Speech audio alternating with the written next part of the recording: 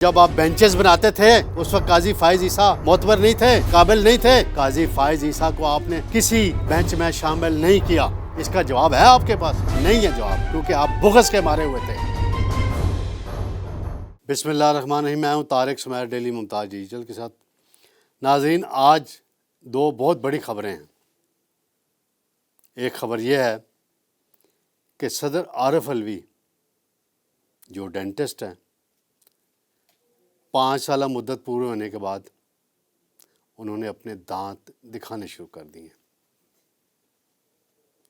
کیا ماجرا ہے، کیا معاملہ ہے، یہاں تک نوبت کیسے پہنچی، میں اس کی تفصیل آپ کو بتاؤں گا. دوسرا معاملہ یہ ہے کہ چیف جسٹس عمر عطا بندیال،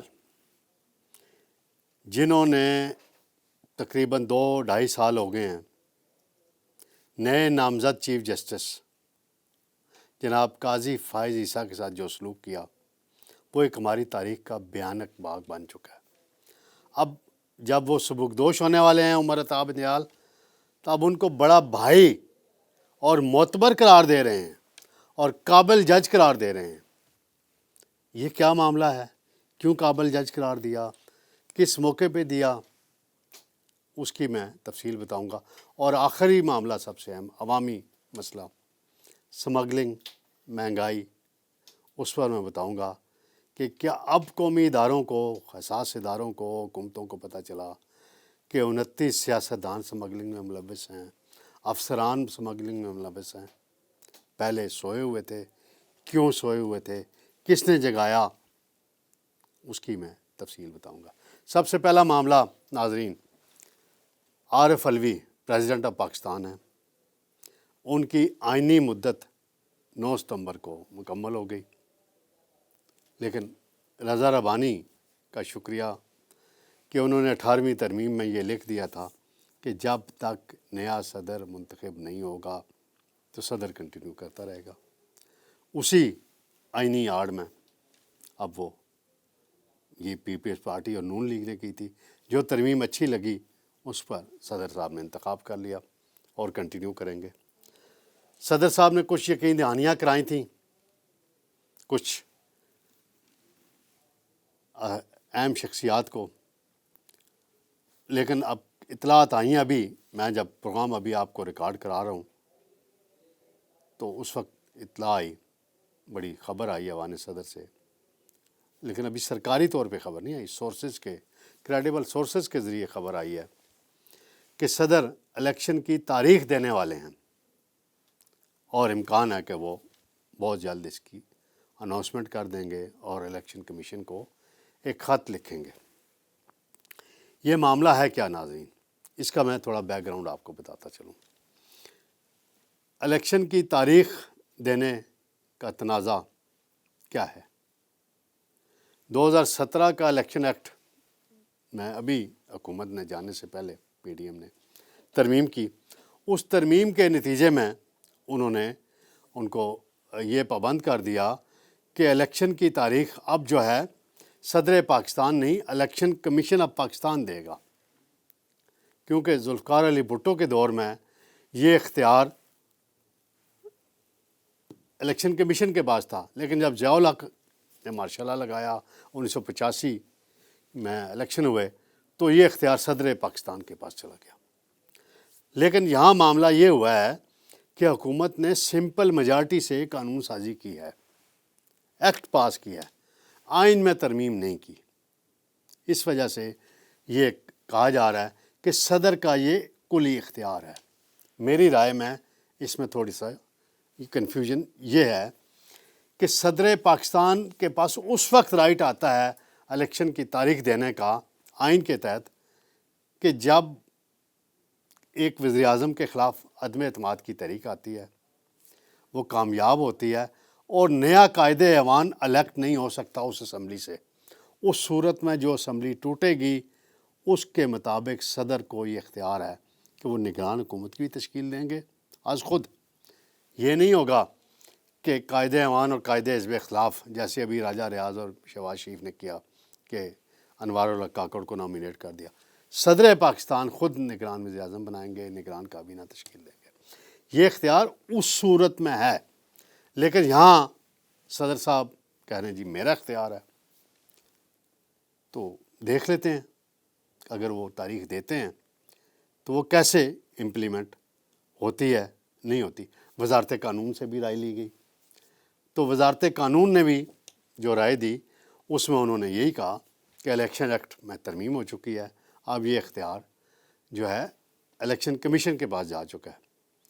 لیکن یہاں معاملہ اگر تاریخ دی جاتی ہے، ایک اور نیا آئینی بحران آنا ہے، سیاسی بحران آنا ہے، وہ یہ اس صورت میں آنا ہے کہ صدر پاکستان کو اگر یہ اختیار جو صدر صاحب کہہ رہے ہیں کہ میرے پاس ہے، بقول ان کی رائے کے انہوں نے جو مائنڈ بنایا ہوا ہے، تو وہ صرف نیشنل اسمبلی کے الیکشن کی تاریخ دے سکتے ہیں، صوبائی اسمبلیوں کے الیکشن کی تاریخ وہ نہیں دے سکتے۔ صوبائی اسمبلیوں کے الیکشن کی تاریخ گورنرز نے دینی ہے، یہ ذہن میں رکھیں صدر صاحب اس بات کو، اور تمام بڑے آئینی ماہرین جو بڑے ٹی وی پہ بیٹھ کے اپنی رائے دیتے ہیں، ہم سے بھی کبھی مشورہ کر لیا کریں، ہم بھی پارلیمانی رپورٹنگ کا اتنا تجربہ ہے ہمارے پاس، ہم نے بھی آئین کا مطالعہ کر کے ساری پروگرام کرتے ہیں۔ گورنرز دیں گے صوبوں کی تاریخ الیکشن کی۔ اس سے پہلے پنجاب میں ہوا تھا، جب اسمبلی توڑی چودھری پرویز لائی نے، تو پنجاب کے گورنر نے تاریخ نہیں دی، پھر وہ سپریم کورٹ میں معاملہ آیا۔ اسی طرح کے پی کے میں بھی ہوا، گورنر نے تاریخ دینی تھی، ڈیلنگ ٹیکٹس چلتے رہے، نہیں ہوا۔ تو یہاں بھی چاروں صوبوں میں اگر الیکشن ہونے ہیں، ایک ساتھ ہونے ہیں، نیشنل اسمبلی کے ساتھ کی تاریخ کے ساتھ ہونے ہیں، تو وہ گورنر نے تاریخ دینی ہے۔ یہاں معاملہ ہے مردم شماری کے بعد کا صورتحال، تو مردم شماری کی جو مشترکہ مفادات کونسل سے منظوری ہوئی ہے، حلقہ بندیاں بھی کرنا ایک آئینی تقاضا ہے۔ جس طرح 90 روز کے اندر الیکشن کرانا آئینی تقاضا ہے، اس طرح حلقہ بندیاں بھی ایک کرنا آئینی تقاضا ہے۔ دیکھتے ہیں آئندہ ایک دو دن میں اس حوالے سے کیا صورتحال جنم لیتی ہے۔ صدر صاحب کی باضابطہ اعلان آج کرتے ہیں، کل کرتے ہیں، نہیں کرتے، پینڈنگ کرتے ہیں۔ آج وزیر قانون بھی ان کے پاس گئے تھے ملاقات کرنے، حکومت کا پوائنٹ آف ویو بیان کرنے۔ لگتا ہے صدر صاحب نے خط ڈرافٹ کر کے اپنے دراز میں رکھ لیا ہے، اب وہ ماحول دیکھیں گے کہ کب وہ الیکشن کمیشن کو بھجوایا جاتا ہے۔ ناظرین، دوسرا معاملہ ہے سب سے اہم کہ چیف جسٹس عمر عطا بندیال سبکدوش ہو رہے ہیں، ان کی مدت پوری ہو رہی ہے، 16 ستمبر ان کا آخری دن ہے۔ آج ایک تقریب منعقد کی گئی سپریم کورٹ کے اندر نئے عدالتی سال کے حوالے سے، وہاں تقریریں بھی ہوئیں، چیف جسٹس صاحب نے بڑے قصے سنائے، بڑے واقعات سنائے، اب مختلف آئینی معاملات پہ گفتگو بھی کی، لیکن سب سے اہم معاملہ انہوں نے جو تقریب ختم ہوئی تو کچھ صحافی دوستوں نے ان سے پوچھا، بات چیت ہوئی، تو انہوں نے جناب قاضی فائز عیسیٰ کی تعریف کر دی اور کہنے لگے کہ میرے لیے بہت معتبر ہیں اور بہت قابل ہیں۔ بھائی ابھی آپ کو خیال آیا؟ تو جب آپ بینچز بناتے تھے تو اس وقت قاضی فائز عیسیٰ معتبر نہیں تھے، قابل نہیں تھے، آپ کی سوچ کے مطابق نہیں چلتے تھے، ایک مخصوص سیاسی جماعت کی سوچ کے مطابق قاضی فائز عیسیٰ نہیں چلتے تھے۔ آپ نے تو ایک سیاسی جماعت کی سوچ اپنائی ہوئی تھی جناب عمر عطا بندیال صاحب۔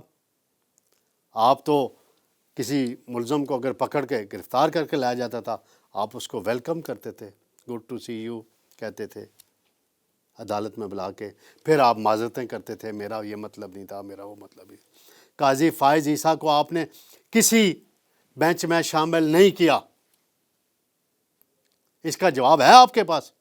نہیں ہے جواب، کیونکہ آپ بغض کے مارے ہوئے تھے، آپ تعصب کا شکار ہوئے ہوئے تھے، آپ نے قانون اور آئین پر عمل نہیں کیا تھا صحیح طریقے سے بینچز کی تشکیل میں۔ اگر آپ صحیح طریقے سے کرتے تو آج یہاں نوبت نہ آتی کہ آپ کا فل کورٹ ریفرنس نہیں ہو رہا۔ جب آپ سے آج پوچھا ایک سینئر صحافی دوست نے ہمارے نے کہ آپ کا ریفرنس کب ہو رہا ہے، تو انہوں نے کہا چیف جسٹس صاحب نے کہ اس بارے میں نے سوچا نہیں اور فیصلہ نہیں کیا. یعنی کہ یہ ایک روایت ہے سپریم کورٹ کی تاریخ میں کہ جو چیف جسٹس یا جج ریٹائر ہوتا ہے اس کے آخری دن سے ایک دن پہلے فل کورٹ ریفرنس رکھا جاتا ہے, ان کی خدمات کو سراہا جاتا ہے, اور یہاں آپ کے لیے ریفرنس نہیں رکھا جا رہا. اس کی وجہ یہ ہے کہ بعض معزز جج صاحبان نے یہ پیغام بھیج دیا ہے جناب چیف جسٹس کو, عمر عطا بندیال کو, اگر آپ فل کورٹ ریفرنس رکھیں گے ہم اس میں نہیں بیٹھیں گے, اور اگر ہم نہیں بیٹھیں گے تو وہ آپ کی زیادہ سبکی ہوگی. اس حوالے سے قاضی فائز عیسیٰ سے بھی سوال ہوا کہ فل کورٹ ریفرنس ہو رہا ہے, فل کورٹ ہو رہی ہے, تو انہوں نے کہا میں بھی انتظار کر رہا ہوں, جب کوئی اطلاع ملے گی تو میں آپ کو بتا دوں گا. یہ صحافیوں کو انہوں نے کہا. تو اسی لیے کہتے ہیں کہ جب کوئی آئینی عہدہ ہو جس کے پاس بھی, وہ آئین اور قانون اور کے دائرے میں رہ کے کام کرے, تو یہ صورتحال پیدا نہیں ہوتی ثاقب نثار کی طرح. پھر بعد میں جو کچھ ہوتا ہے کیسٹیں نہیں آتی. اس لیے ان باتوں کا بہت خیال رکھنے کی ضرورت ہے. ناظرین, آخری معاملہ سمگلنگ, حوالہ ہنڈی. کیا ہو رہا ہے؟ کہہ رہے ہیں جی 29 سیاستدان اور 19 افسران ایرانی تیل جو اسمگل ہوتا ہے اس کے کاروبار کرتے ہیں, اور 2 ارب 81 کروڑ لیٹر تیل جو ہے وہ آتا ہے, اور خزانے کو 60 ارب روپے کا نقصان پہنچایا جاتا ہے. یہ کام ابھی شروع ہوا ہے نگران حکومت کے آنے سے. یہ کام پچھلے 70 سال سے ہو رہا ہے. اور ایک بلوچستان کے بڑے معتبر سیاسی رہنما ہیں, انہوں نے ایک دفعہ ایک محفل میں یہی بات ہو رہی تھی ایران سے تیل کی سمگلنگ پر, تو انہوں نے کہا ایک تو وہاں بارڈر پہ سہولتیں نہیں ہیں, کھانے پینے کی اشیاء نہیں ملتی, اور یہ جو تیل آتا ہے سمگل ہو کے ایرانی, تو ان کی رائے میں کہ روزانہ جو متعلقہ لوگ ہیں, متعلقہ افسران ہیں جو ان کو لگاتے ہیں, جو ان کو کنٹرول کرتے ہیں, جو ان کی سفارش کرتے ہیں, چاہے پولیٹیشین ہو, چاہے کوئی وردی والا ہو, چاہے کوئی چیف سیکرٹری ہو, چاہے کوئی آئی جی ہو, ان کو بھی برابر کا حصہ جاتا ہے. اور روزانہ 50 سے 60 کروڑ روپے کی دیہڑی لگائی جاتی ہے. اگر کوئی میری اس بات کو چیلنج کرے گا تو میں اس معتبر سیاستدان کا نام بھی کوٹ کر دوں گا, ساری تفصیل بتا دوں گا. ناظرین, یہ بڑا زبردست کام ہو رہا ہے, ایکشن ہو رہے ہیں, ڈالر نیچے آیا ہے, افغان حکومت چیخیں مار رہی ہے. بھئی کس بات پر؟ افغان ٹرانزٹ ٹریڈ معاہدہ ہے نا, ساری سہولتیں آپ کو دی جاتی ہیں. اس کے بدلے میں کیا ہوتا ہے؟ وہاں سے آپ دہشت گرد بھیجتے ہیں چترال میں, اور افغان فوجی اپنی چوکیوں سے فائرنگ کرتے ہیں پاکستانی افواج کی چوکیوں پہ. اور بارڈر اگر سیل کیا گیا ہے تو رولز فالو کرانے کے لیے کیا جا رہا ہے. اور وہاں کابل سے ایسے ایسے بیانات آ رہے ہیں. آج ترجمان دفتر خارجہ نے کہہ دیا کہ ہم معاہدے کی پاسداری کریں گے, لیکن کوئی ایسا غیر قانونی کام نہیں ہونے دیں گے جس سے پاکستان کی معیشت کو جو نقصان ہوگا وہ ہو رہا ہے اور آگے ہونے کا اندیشہ, یہ ممکن نہیں بنانے دیں گے. لہٰذا یہ سمگلرز کے خلاف کام بہت تیز ہونا چاہیے, اور یہ جن 29 سیاستدانوں کو اور افسران کے نام بھی منظر عام پہ آنے چاہیے. جناب انوار اللہ کاکڑ صاحب, آپ بلوچستان سے ہیں نا, کئی تو آپ کے دوست ہیں اس میں, تو ان کے نام آپ ریلیز کر دیں. آپ کو رپورٹ آئی ہے نا خفیہ, ریلیز کرے, پتہ چلے, عوام کو بھی پتہ چلے کہ کون اس ملک کی معیشت کو اور عوام کو اور غریبوں کو نقصان پہنچا رہا ہے. اور میں توقع رکھتا ہوں انوار اللہ کاکڑ صاحب جیسے شخص سے کہ وہ ان کے نام منظر عام پہ لائیں گے.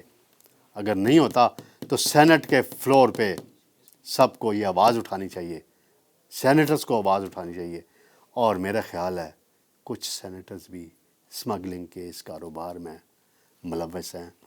ان میں 2 صوبوں کے سینیٹر ہیں جن کے بارے میں اکثر باتیں آتی جاتی رہتی ہیں. FBR کے کسی ریٹائرڈ چیئرمین سے پوچھ لیا جائے تو وہ ساری کہانی کچا چٹا بیان کر دے گا. ناظرین، انشاءاللہ کل دوبارہ ملاقات ہوگی. بہت شکریہ.